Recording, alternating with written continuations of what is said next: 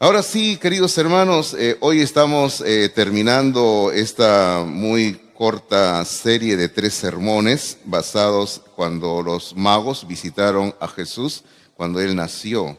Como hemos dicho, ya no vamos a repetir todo lo dicho, sino que ya había pasado cierto tiempo después que Él ya había nacido. Ya no fue la misma noche del nacimiento de Jesús, como hemos explicado.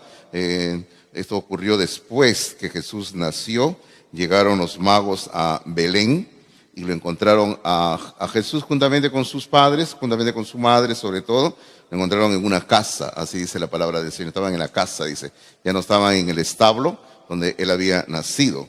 Entonces, ahora ellos le van a dar los 3 presentes que hemos estado repitiendo cada domingo. La historia hemos estado leyendo. Estamos en Mateo capítulo número 2, versículos 1 al 12. Vamos a leer otra vez la historia.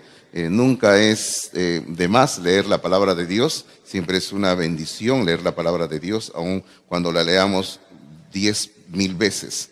Bueno, la palabra del Señor dice así en Mateo capítulo 2, versículo 1 en adelante, dice: Cuando Jesús nació en Belén de Judea, en días del rey Herodes, vinieron del oriente de Jerusalén unos magos diciendo: ¿Dónde está el rey de los judíos que ha nacido? Porque su estrella hemos visto en el oriente y venimos a adorarle. Oyendo esto, el rey Herodes se turbó y toda Jerusalén con él, y convocado a todos los principales sacerdotes y los escribas del pueblo, les preguntó dónde habría de nacer el Cristo. Ellos le dijeron: en Belén de Judea, porque así está escrito por el profeta: y tú, Belén, de la tierra de Judá, no eres la más pequeña entre los príncipes de Judá, porque de ti saldrá un guiador que apacentará a mi pueblo Israel. Entonces Herodes, llamando en secreto a los magos, indagó de ellos diligentemente el tiempo de la aparición de la estrella, y enviándolos a Belén, dijo: id allá y averiguad con diligencia acerca del niño, y cuando le halléis, hacédmelo saber, para que yo también vaya y le adore. Ellos, habiendo oído al rey, se fueron, y he aquí la estrella que habían visto en el oriente iba delante de ellos, hasta que llegando se detuvo sobre donde estaba el niño. Y al ver la estrella se regocijaron con muy grande gozo. Y al entrar en la casa, vieron al niño con su madre María, y postrándose lo adoraron, y abriendo sus tesoros le ofrecieron presentes. Y esto es lo que hemos estado estudiando: el oro, el incienso, y hoy nos toca ver la mirra.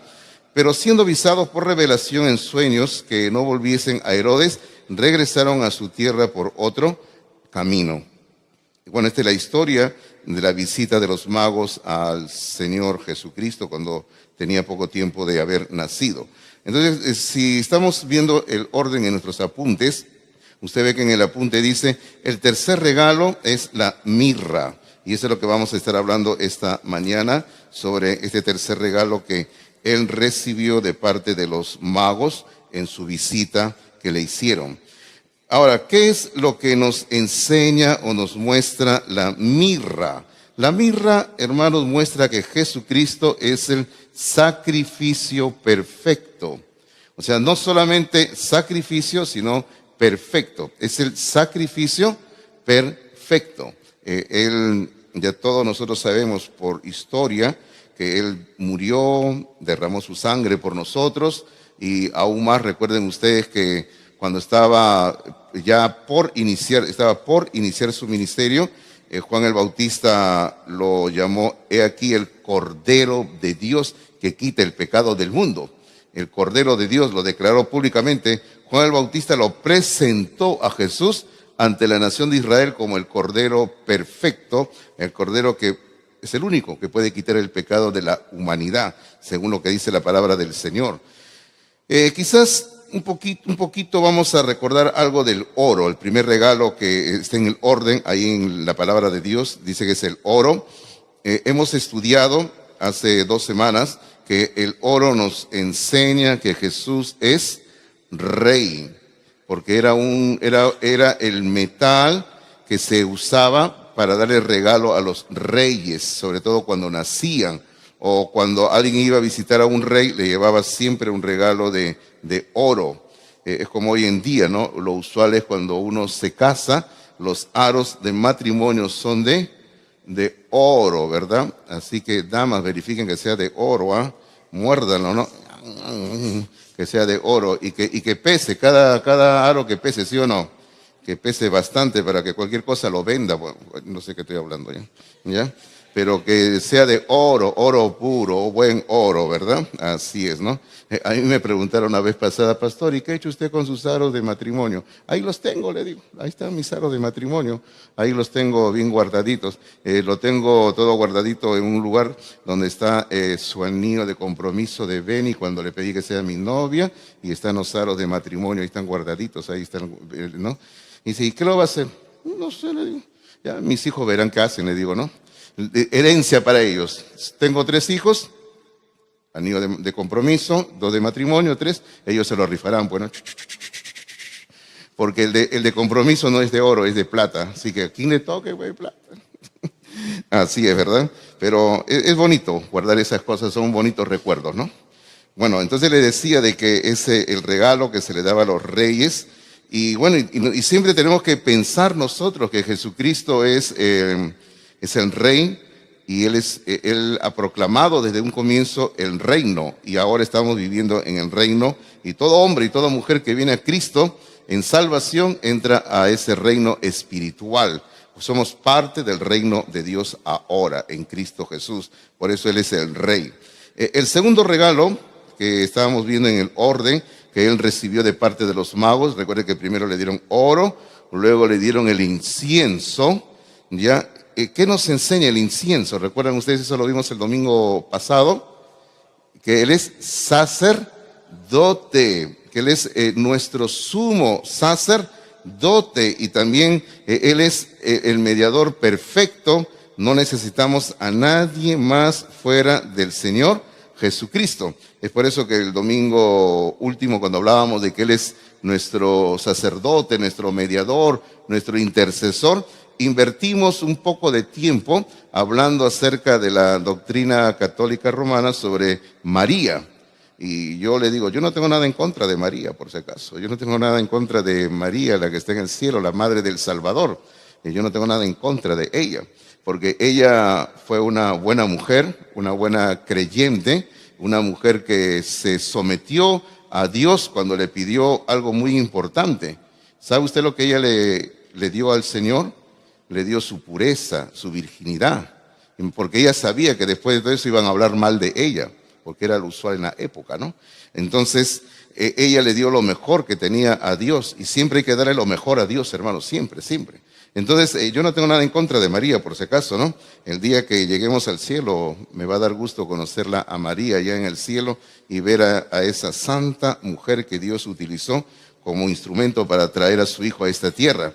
Pero el problema no es ella, sino el problema es lo que el sistema católico romano hace con ella. Ese es el problema. Y usted sabe que ellos tienen una serie de falsas enseñanzas que las han sacado, sabe Dios de dónde, menos de la Biblia, y ellos hablan mucho sobre María, cosas que no están en la palabra de Dios. Una de ellas es que a María se le nombra como corredentora, ella es la reina del cielo según el sistema católico romano, pero eso no enseña la palabra de Dios. Y estábamos explicando el domingo anterior de que el único mediador es Jesucristo, el único sacerdote es Jesucristo, no es María, por si acaso. Así que si usted adora a María, déjeme decirle que usted está yendo por un camino equivocado, usted está yendo por una senda errada, usted tiene que reflexionar, y solamente el único que merece adoración es Jesucristo, nada más, es Dios, Jesucristo, nada más. Bueno, hoy vamos a ver este tercer regalo que es la mirra, y que, como ya hemos dicho, que nos enseña que Jesucristo es el sacrificio perfecto. No solamente sacrificio, sino perfecto, y eso es algo precioso para nosotros. Ahora, rápidamente vamos a mencionar algunas cositas sobre Jesucristo que usted tiene en sus apuntes. Número 1 dice, es el regalo más costoso. Fíjese usted, ese regalo más costoso que le dieron al niño Jesús. Ahora, claro, si usualmente usted miraría con ojos de nuestra época, perdón,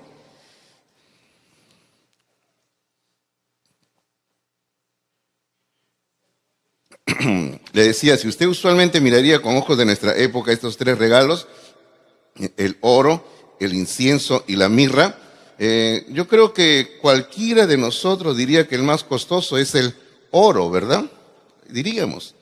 Pero tenemos que juzgar y evaluar este asunto de la época, hace 2000 años. Entonces, en aquel entonces, el regalo más costoso era la mirra. Así era la mirra, hermanos. Es como, por ejemplo, en la época después, anterior a Jesucristo, en la época del rey Salomón. Mire usted, y esto nos va a hacer pensar un poquito. La Biblia dice que había tanto oro en la ciudad de Jerusalén, que lo traían de otros lugares, que el oro se convirtió como tener piedras tiradas en la calle. Así dice la Biblia. ¿Y sabe usted qué metal era más valioso en aquel entonces? La plata. O sea, la plata era más valioso que el oro. Claro, hoy en día no es así. Hoy en día el oro es más valioso que la plata. Pero en el tiempo del rey Salomón era a la inversa. Ahora, en este tiempo le traen a Cristo estos tres regalos, y de los tres, el más valioso es la mirra. Ahora, usted dirá, ¿y por qué? Porque era muy escasa. La mirra se obtenía, o hasta el día de hoy se obtiene, de una resina de ciertos árboles que crecen en lugares muy lejanos, aislados. Entonces, para obtener esta resina, se tenía que viajar mucho, se padecía bastante, y era un trabajo literalmente titánico. Y luego de obtener esa resina, pasaba todo un proceso donde tenía que secarse. Luego de secarse, después de tiempo, hermanos, era molida y luego era procesada para convertirlo en un aceite, porque se convertía en aceite. Ahora imagínense todo ese trabajo, Era una resina, se dejaba secar, luego se molía y luego se convertía en aceite. O sea, era un trabajo enorme lo que se hacía para obtener la mirra que le llevaron a Jesucristo como regalo. Por eso es que era carísimo, era muy cara la mirra. Bueno, número 2 dice, este regalo tiene que ver con dos asuntos muy importantes en cuanto a la persona de Cristo. Número 1, o letra A, como lo tenga usted en sus notas, tiene que ver con sus sufrimientos. Con sus sufrimientos. Ahora, ¿por qué? Porque también la mirra se usaba combinado con otros líquidos, se echaba unas gotas de mirra y se usaba como un anestésico para los dolores que le daba a una persona, bueno, por algo, ¿no? Puede ser un accidente, un corte, una cirugía que le estuvieran haciendo en aquel entonces. Ellos combinaban un poco de mirra y le daban a la persona para que no sufriera tantos dolores. Entonces, esto tiene que ver con los sufrimientos del Señor Jesucristo, o sea, nos enseña eso. Luego, letra B, esto tiene que ver con su muerte. Esto tiene que ver con su muerte. Porque, hermanos, la mirra, como vamos a ver en un momento, se usaba cuando alguien moría. ¿Cómo era usado? Se usaba como un líquido para embalsamar el cadáver. O sea, una persona moría, en la costumbre judía, el cuerpo de la persona, para ser sepultado, era cubierto de especias aromáticas y entre ellos se le echaba bastante mirra. O sea, el aceite se le echaba al cuerpo, bastante mirra, y se usaba todo eso para embalsamar. Ahora, yo quiero que usted vaya poniéndose a pensar en esto. Fíjese usted, si la mirra se usaba como un líquido para embalsamar un cadáver, dígame usted, ¿era apropiado para darle como regalo a un recién nacido? ¿Usted qué dice? ¿Era apropiado o no? No era apropiado. Era como que yo le dijera, no, es apropiado llevar a un baby shower, un regalo de esta naturaleza. Supongamos ya esas ofrendas florales que usualmente se llevan cuando es un velorio. Cuando es un velorio, uno compra una ofrenda floral, ya sea una corona o una lágrima que le llaman, y uno lleva al velorio y lo pone al pie del cajón donde está siendo velada la persona. Ahora, ¿usted llevaría una de esas ofrendas florales a un baby shower? No lo llevaría, porque no es la ocasión, ¿verdad? Entonces, ahora, imagínese este regalo tan raro, llevarlo a un recién nacido. O sea, llevarle, decir, estoy trayendo tu líquido porque te van a echar cuando te mueras. Recién ha nacido y ya lo está matando al niño que ha nacido. Bueno, cuando Jesús murió, fue justamente lo que hicieron esto. Si usted es hábil con la Biblia, vaya conmigo. Si no, escuche nada más la lectura. En Juan capítulo 19, el Señor ha muerto. Está todavía, lo están bajando de la cruz. Lo van a sepultar de una manera apresurada porque el día de reposo se estaba terminando. ¿Ya? Entonces, bueno, sí, 2 días de reposo seguido hubo en aquella ocasión, por si acaso. Era una ocasión extraordinaria, era un feriado, digámoslo así, extraordinario. Entonces, en Juan capítulo 19, versículo número 39 y 40, dice así: también Nicodemo, ya todos conocemos la historia de Nicodemo en el capítulo 3 de este mismo evangelio, dice también Nicodemo, el que antes había visitado a Jesús de noche, vino trayendo un compuesto de mirra y de aloes como 100 libras. Hermanos, esta es una cantidad bien grande por si acaso, ¿eh? ¿Y usted sabe por qué se menciona a Nicodemo? Porque Nicodemo era un hombre pudiente económicamente. Y para poder llevar esta cantidad de mirra y de aloes, o sea, otros perfumes, era como 100 libras. Hermano, estamos hablando de bastante cantidad y bastante dinero. Y eso es lo que estamos viendo aquí. La mirra está haciendo, o sea, también no todos los judíos podían darse ese lujo, digámoslo así, de que todo su cuerpo sea lleno de mirra y de aloes. Solamente la gente pudiente. Bueno, los más pobres de repente un poquito le echarían por aquí, por allá, ¿no? Pero en este caso, Nicodemo, un hombre pudiente, llevó todo esto para la sepultura del cuerpo de Jesús. Y luego dice versículo número 40, dice, tomaron pues el cuerpo de Jesús y lo envolvieron en lienzos. Por si acaso esto no tiene nada que ver con el famoso manto de Turín, que es una mentira aberrante, ¿ya? Esto no es el manto de Turín, por si acaso. Pero dice que su cuerpo lo envolvieron en lienzos con especias aromáticas, según es costumbre sepultar entre los judíos. Eso fue lo que hicieron con Jesús.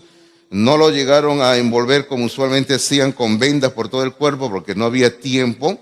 Ya se acababa, como le decía, el día. Iba a empezar el Sabbat, el 7º día de la semana, y ellos estaban enterrándolo de una manera apresurada. Es por eso que después del día de descanso vinieron las mujeres para darles la sepultura como debe ser al cuerpo. Pero ustedes saben que él ya había resucitado de entre los muertos. Pero esto fue lo que ocurrió con Jesús cuando él murió.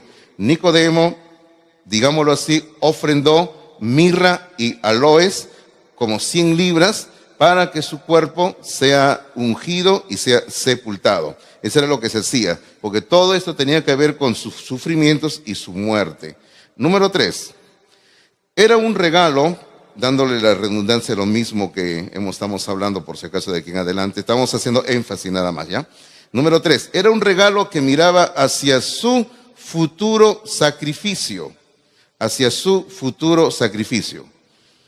porque todos sabemos que Él nació para ser sacrificado por nosotros. Eso es todo lo que sabemos nosotros.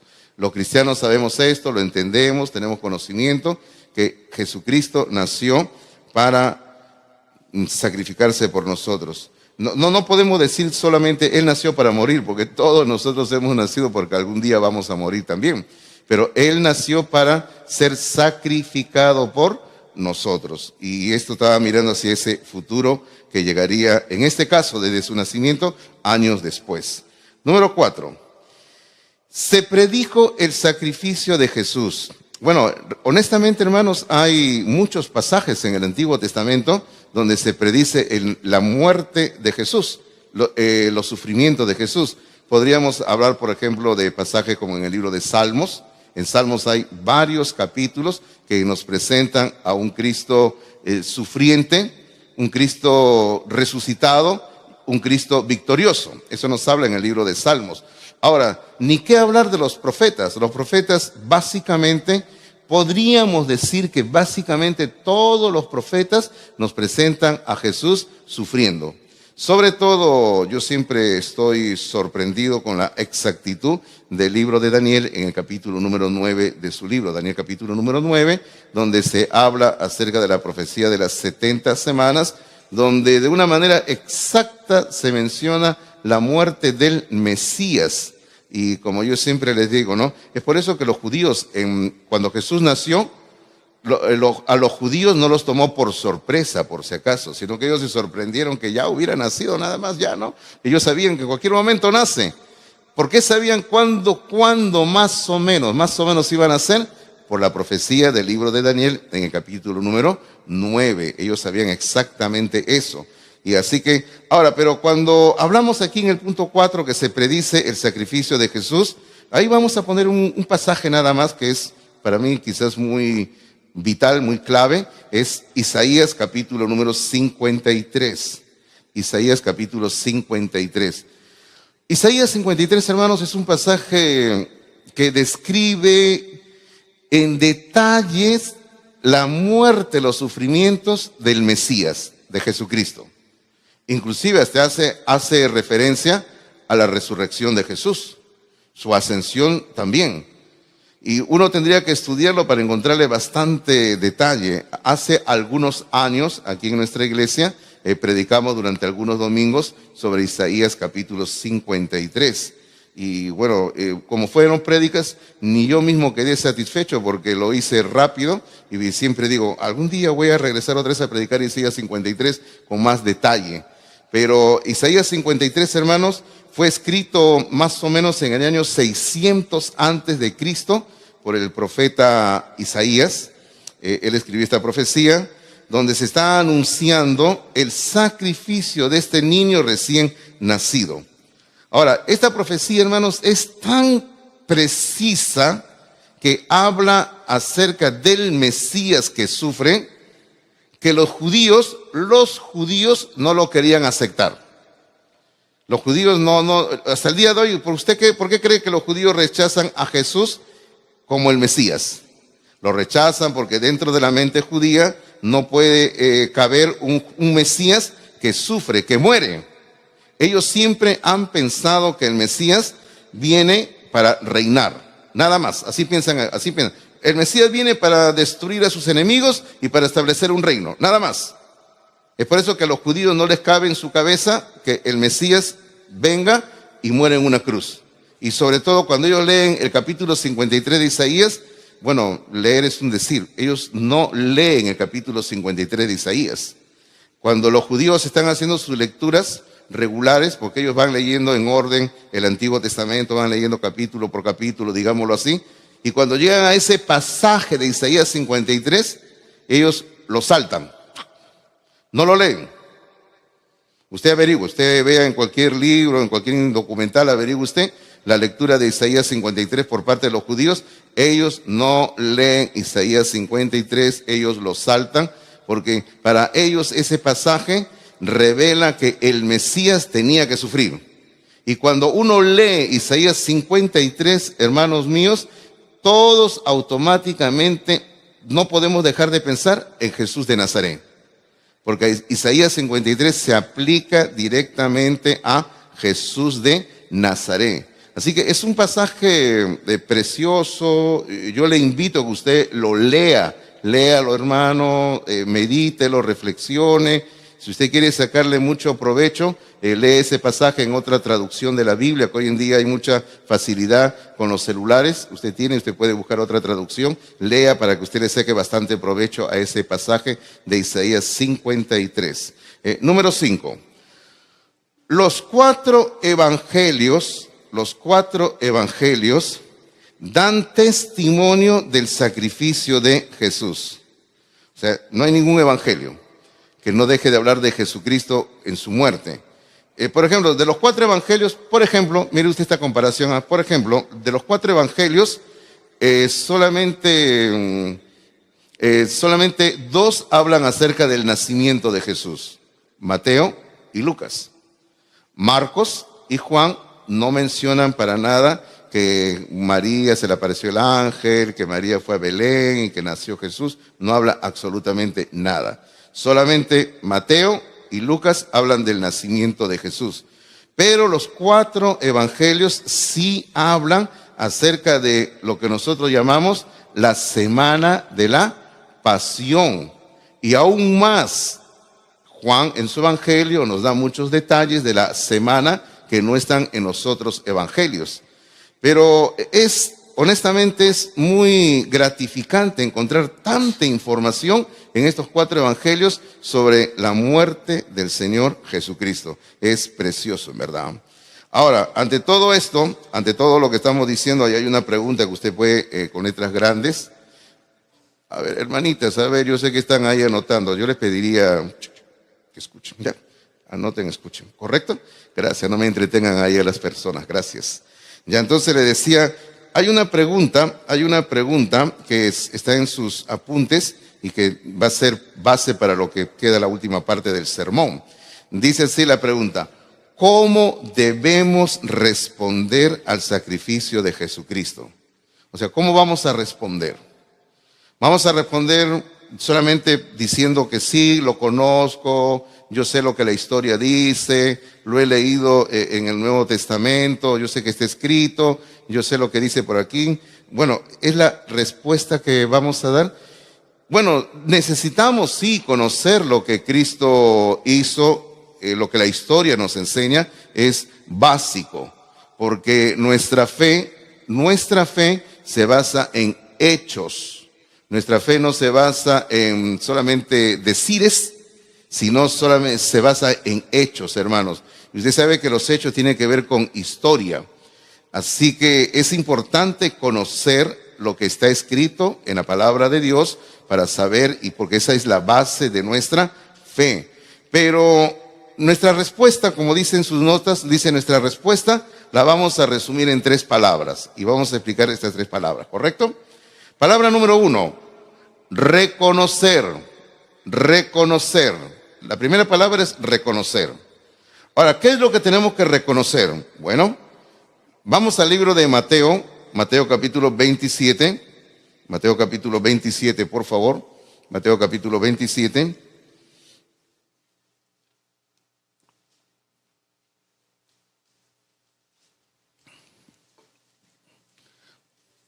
Mateo capítulo número 27.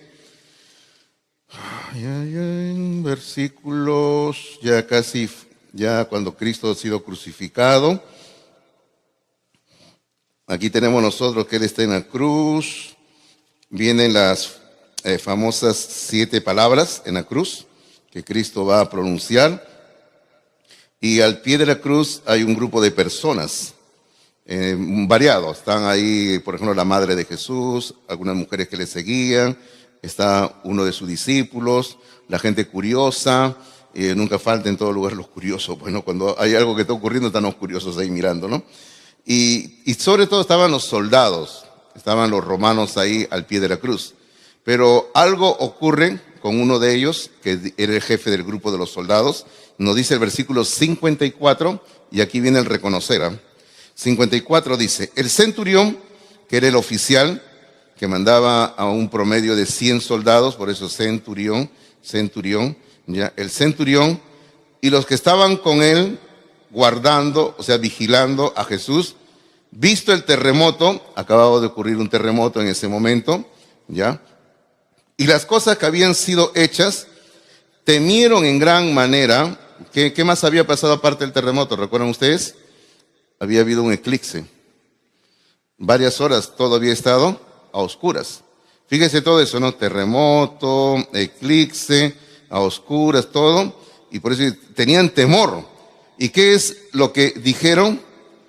Y esto es muy importante. Dijeron, verdaderamente este era hijo de Dios. Verdaderamente este era hijo de Dios. O sea, ese es justamente el reconocer. O sea, lo primero que tenemos que hacer con el hecho de que entendemos de que Cristo es el sacrificio perfecto, tenemos que reconocer que Él es el Hijo de Dios, y que al reconocer que Él es el Hijo de Dios, Sencillamente esto nos va a conducir a una experiencia de salvación personal. Porque ningún hombre o mujer que llega a entender que Jesús es el sacrificio perfecto, que Él ha muerto por nosotros, que Él es el Hijo de Dios, ningún hombre o mujer se va a quedar solamente allí. Tiene que dar el siguiente paso, que es de justamente aceptar a Jesús como Salvador personal. Y esto es justamente lo que hizo este soldado. Mire usted, pónganse en su cabeza el cuadro, ¿no? La cruz, la gente ahí, el soldado ahí, y él está reconociendo quién es el Salvador del mundo, el Hijo de Dios, el Señor Jesucristo. Bueno, luego la leyenda cuenta muchas historias sobre este militar. Algunas leyendas dicen que él se convirtió en predicador del Evangelio, se dedicó toda su vida a servir a Cristo. Bueno, la Biblia no dice nada, pues, ¿no? Y solamente son leyendas nada más, pero si fue así, a buena hora, ¿verdad? Que este hombre se haya convertido en predicador del Evangelio de Jesucristo. Pero tenemos que empezar por esto, reconocer. Hay que reconocer a Jesucristo. Permítame llevar un poquito a la fiesta que tenemos estos días. Yo sé que todos tenemos la celebración de la Navidad, ustedes decoran su casa, arreglan la cena y todo, y está bien, hay que recordar que Jesús nació, vino a esta tierra para dar su vida por nosotros, pero hay que reconocerlo como Salvador. O sea, de nada basta que usted arme el nacimiento más bonito, o como aquí en el Cono Norte es en Comas, donde tengo entendido que hay un lugar donde hay algo de 300 nacimientos que ha armado un caballero en su casa y en el pasaje donde vive. Y imagínese eso, 300 nacimientos. Dice que el próximo año quiere armar para 500 nacimientos. Sí, pobrecito, ¿dónde guardará tantas cosas, no? Pero bueno, entonces le decía, hermano, ¿de qué sirve tener un nacimiento precioso, hermoso, o 300 nacimientos cuando no lo reconocemos como Salvador personal? ¿De qué sirve? No sirve absolutamente de nada hacer eso. Reconózcalo a Él. Palabra número 2. Conscientes.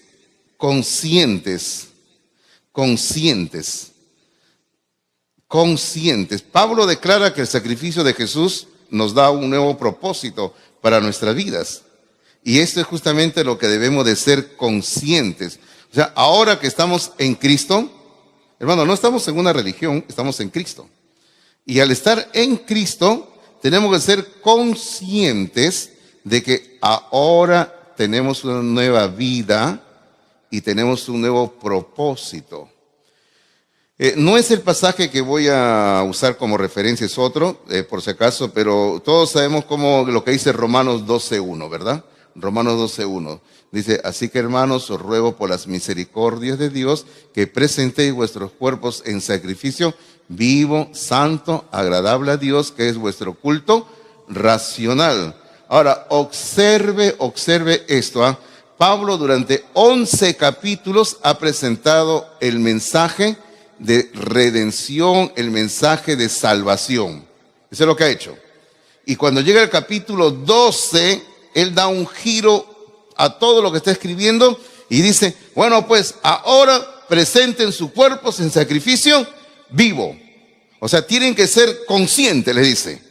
Ustedes tienen que ser conscientes de que su cuerpo tiene que ser presentado en sacrificio vivo. No basta, dice, eso es lo que está diciendo Pablo, no basta con solamente entender y aceptar que Él es el sacrificio perfecto, sino que hay que presentar el cuerpo en sacrificio vivo.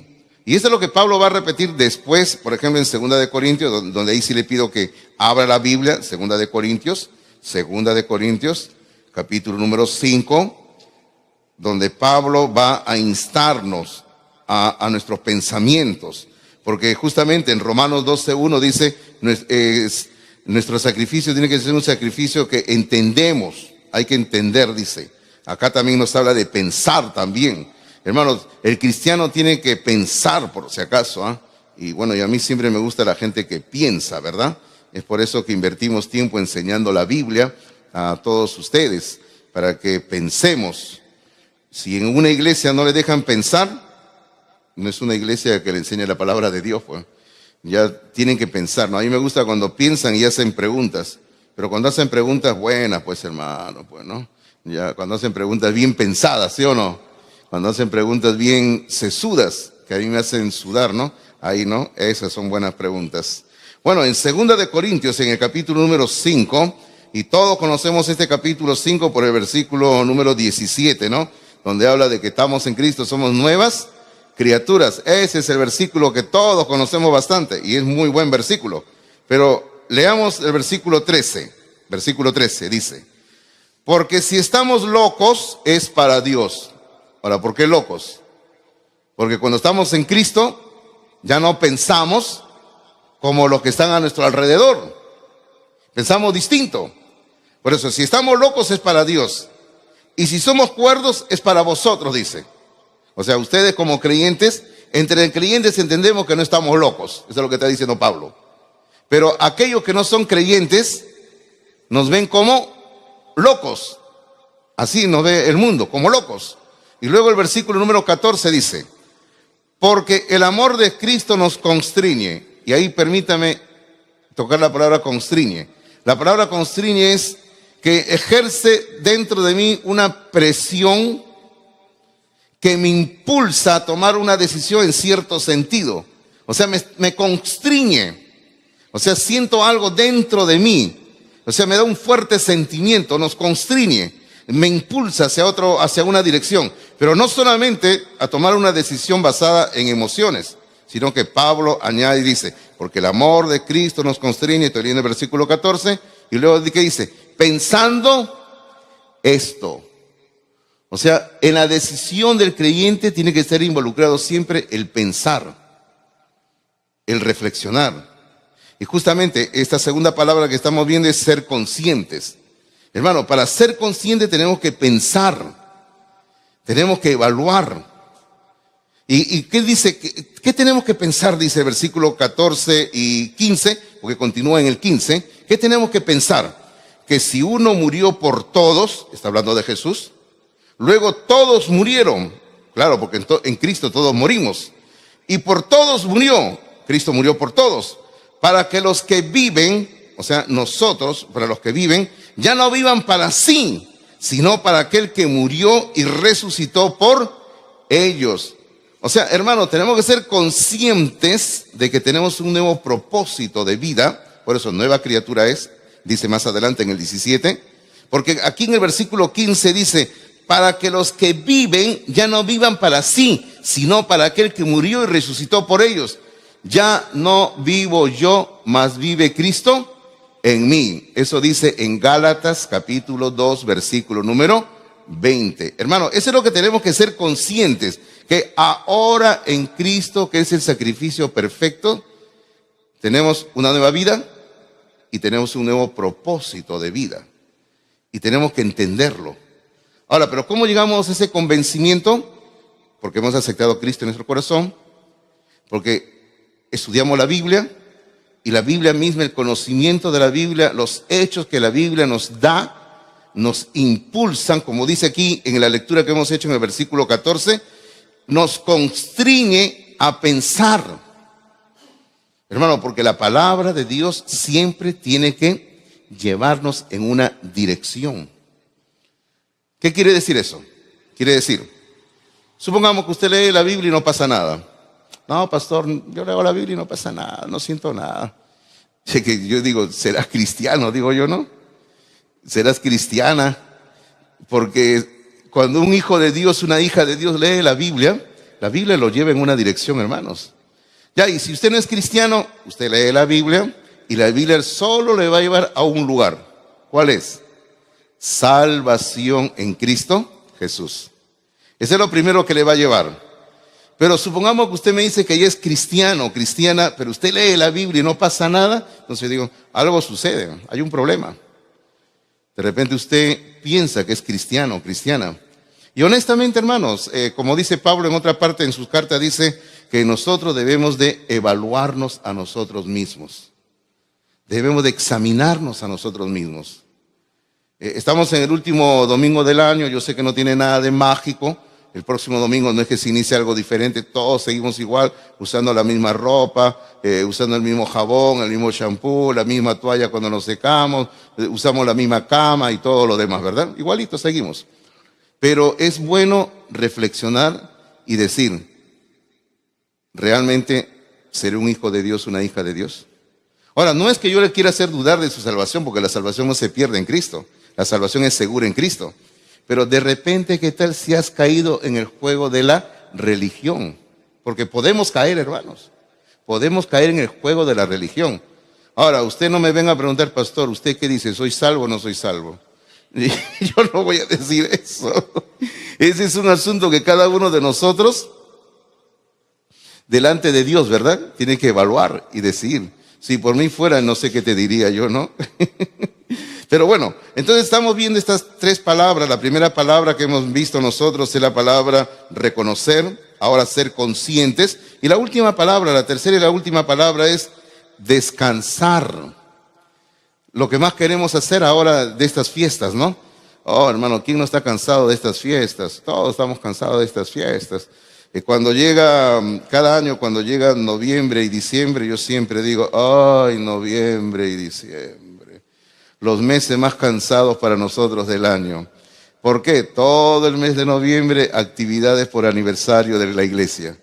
Hermanos, y hay, honestamente, creo que hay 50 iglesias que cumplen años en noviembre.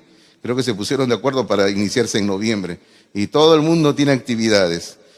Y en noviembre tenemos actividades en nuestro seminario, reuniones, comidas.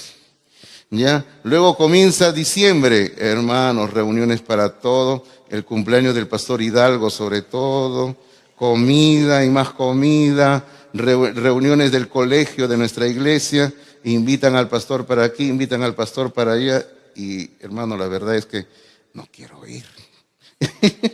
Espero que la directora no esté escuchando esto, ¿no?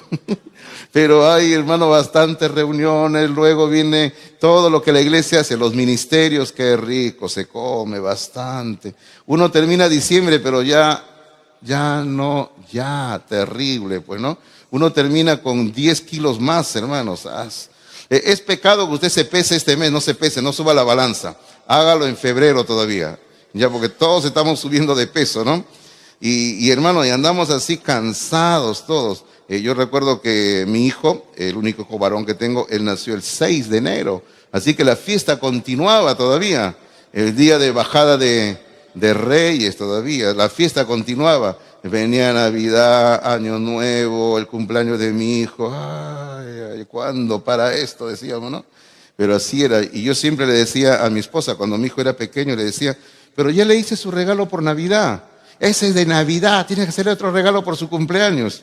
Yo quería matar 2 pájaros de un tiro y no se podía con la señora ahí, que siempre defendía al hijo.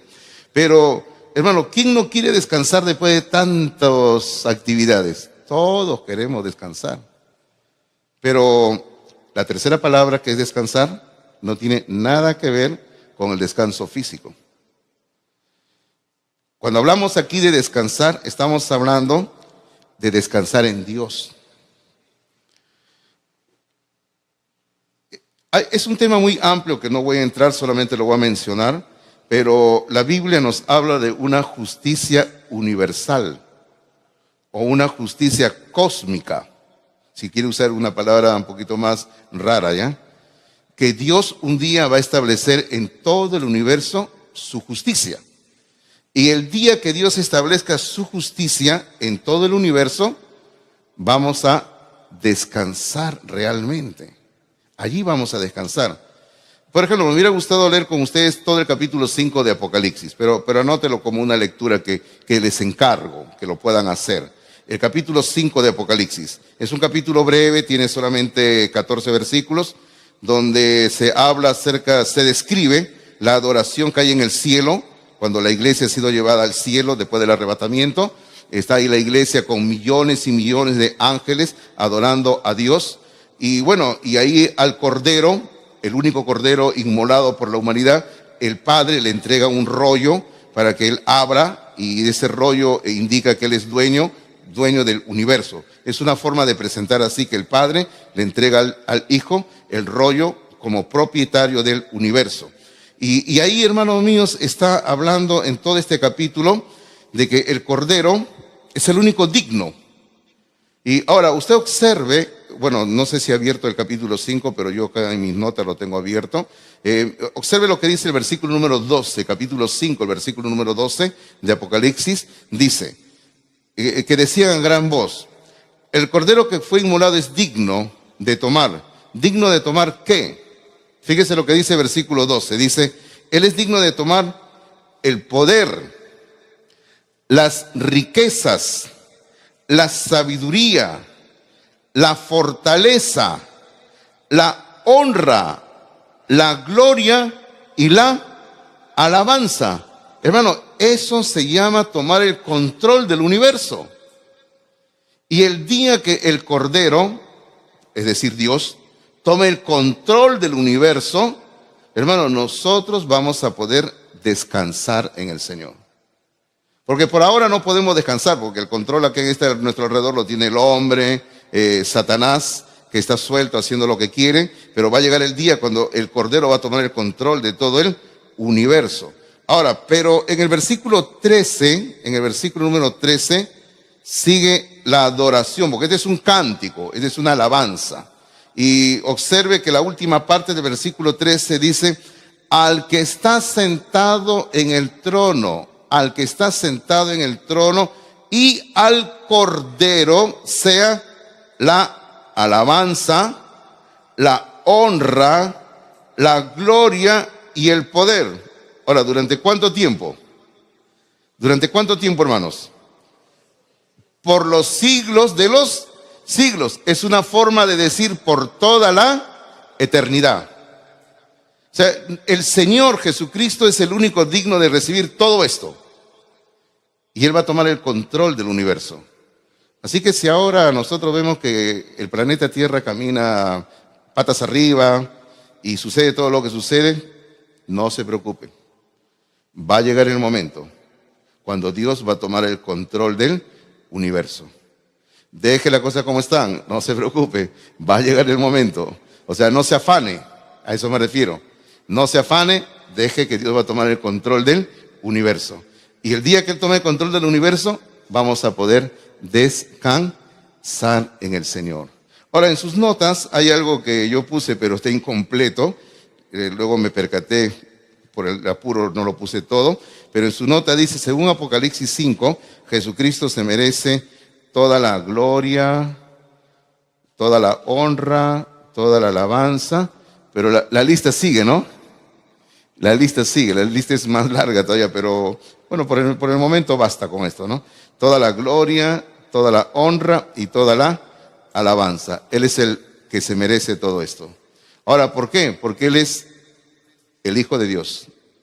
Él es el Verbo hecho carne que habitó entre nosotros. Qué hermoso, ¿verdad? Es hermoso. Hermanito querido, vamos a terminar ahí esta mañana el tiempo de la prédica. Vamos a orar por un momento. Vamos a acercarnos al Señor en oración para que podamos darle gracias al Señor, no solamente por este momento, sino por lo que Él hizo por nosotros. Imagínese ese tremendo regalo de darnos a su Hijo para morir en la cruz.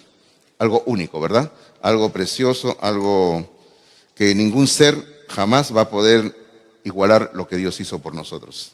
Vamos a orar, por favor. Le pido que inclinemos la cabeza, cerremos los ojos y nos acerquemos a Dios en oración, ¿sí? Padre, damos gracias por esta mañana, porque hemos podido abrir tu palabra, la Biblia. Hemos podido regocijarnos en el mensaje de Dios. Gracias, Padre, porque Jesucristo, tu Hijo, vino a esta tierra, nació como un bebé, tuvo una vida perfecta, tuvo una muerte donde sufrió lo peor de lo peor, pero todo lo hizo por amor. Y no quedó ahí, Señor, sino que Él resucitó. Y ahora está sentado a la diestra del Padre, reinando, Señor. Pero la promesa de Jesucristo es que Él va a volver un día por la iglesia.